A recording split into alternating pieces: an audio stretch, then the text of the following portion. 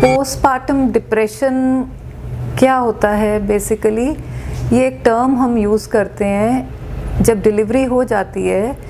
उसके 2 हफ्ते 3 हफ्ते तक पेशेंट काफ़ी डिप्रेस्ड फील करती है, उसको काफ़ी रोना सा आता है, जो एक्साइटमेंट होती है पहले बच्चा होने पे काफ़ी खुशी सी महसूस करती है, लेकिन अचानक से उसकी सारी एक्साइटमेंट जो है वो ख़त्म हो जाती है और उसको बाकी फैमिली मेम्बर्स को ऐसा लगता है, परिवार वालों को ऐसे लगता है कि इसको हुआ क्या है, क्यों बिना बात के रोई जा रही है, हमने तो उसको कुछ बोला भी नहीं है लेकिन बिना बात के ये रोई जा रही है।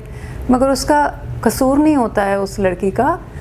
उसका कारण होते हैं। एक तो हार्मोन्स चेंज होते हैं, बॉडी के हार्मोन्स सडनली चेंज हो जाते हैं, जो प्रेगनेंसी हार्मोन्स हैं वो ख़त्म हो गए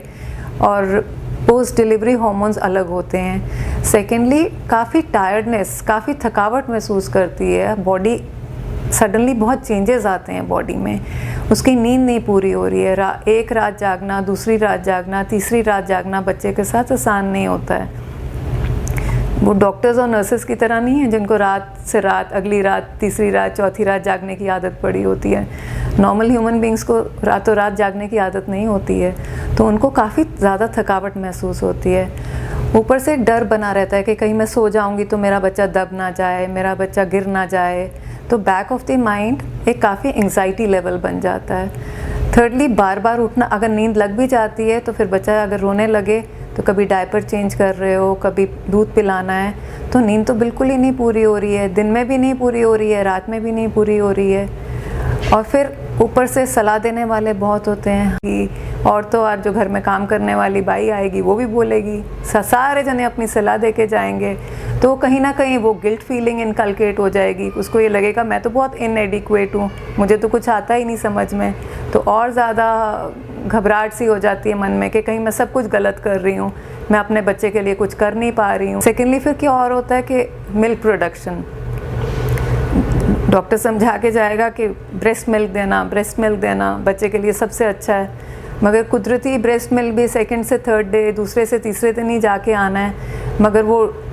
घबराहट के मारे वो 1-2 दिन और डिले अगर हो गया तो और ज़्यादा गिल्टी फीलिंग आ जाती है कि अरे मेरा तो दूध ही नहीं आ रहा, मैं कैसी माँ हूँ, मैं दूध ही नहीं पिला पा रही, तो और ज़्यादा रोना। तो कहीं ना कहीं ये सारा मिलजुल करके पेशेंट को बहुत ही एक गंदी सी सिचुएशन में आ जाते हैं। घर वाले, पेरेंट्स, मदर इन लॉ सब फोर्स कर रहे हैं, दूध पिलाओ बच्चे को, दूध पिलाओ, दूध आ नहीं रहा है, तो एक सारा मिलजुल करके बहुत ही कभी कभी एक ख़राब सी सिचुएशन हो जाती है पेशेंट के लिए कि सारी खुशी तो बच्चा पैदा करने की उड़ जाती है, सिर्फ रोना धोना और टेंशन वाली सिचुएशन घर में हो जाती है।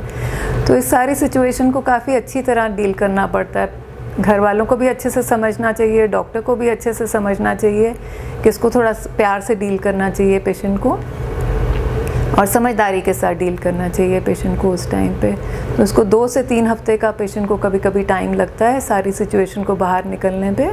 और कभी कभी ये सिचुएशन इतनी एक्सट्रीम हो जाती है कि कभी कभी हमें दवाई भी देनी पड़ती है पेशेंट को इस सिचुएशन से निकलने के लिए।